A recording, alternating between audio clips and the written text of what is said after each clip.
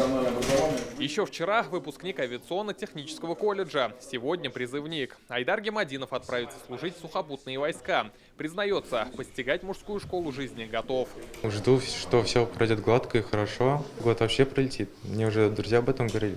Этой весной призывные пункты республики посетят 16 тысяч татарстанцев. Служить в армию пойдут больше 3000. Вот такая картина с началом призывной кампании в стенах всех военкоматов. Ребята проходят основных специалистов, которые решают, годен будущий солдат или нет. Нормально, все быстро.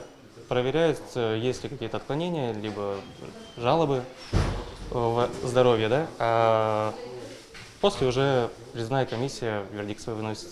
Первая отправка запланирована на конец апреля. Большая часть татарстанцев пополнит сухопутные войска. Служить будут также на флоте, ракетных войсках, президентском полку и научных ротах. Уклониться не получится. У нас вот за прошлый призыв 84 человека. Против них возбуждены, все эти материалы находятся в следственных органах.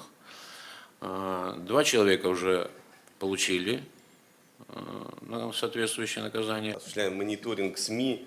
И там эти предложения, они эпизодически всегда выскакивают. Это покупка военного билета, либо там предоставление каких-то справок о наличии заболевания, болезней. Так, либо же пытаются получить отсрочку от призыва, также незаконно предоставлением справок. Призыв по-прежнему проходит в условиях новой реальности. Маски, антисептики и тесты на коронавирус – главные условия. Ради безопасности ребята не смогут контактировать с провожающими.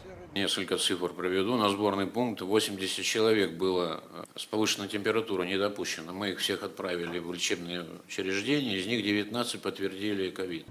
Призывникам, которые не успели провакцинироваться, предоставят возможность сделать это по месту службы. Военный призыв продлится до 15 июля.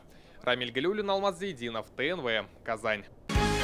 Закажи рекламу на ТНВ. Телефон в Казани 5 705 100.